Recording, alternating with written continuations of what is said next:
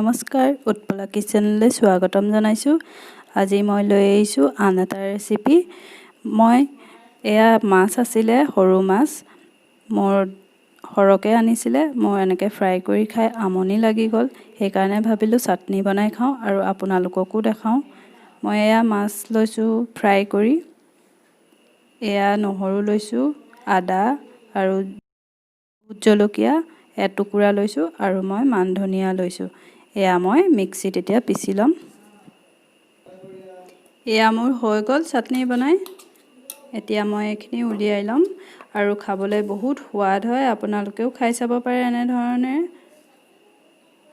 থাকি যোৱা মাছ আপোনালোকে এনেধৰণে চাটনি বনাই খাই চাব পাৰে। এইখিনি মই গোটেইখিনি উলিয়াই ল'লোঁ আৰু ইয়াত মই নেমু চেপি দিম।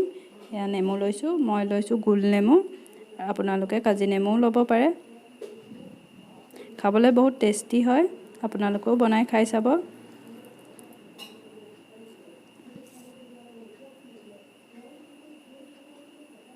আৰু আজিৰ মোৰ ৰেচিপিটো যদি ভাল লাগিলে লাইক কৰিব, শ্বেয়াৰ কৰিব আৰু কমেণ্ট কৰিবলৈ নাপাহৰিব। আৰু যিসকল নতুন মোৰ চেনেলৰ ছাবস্ক্ৰাইব কৰিবলৈ নাপাহৰিব।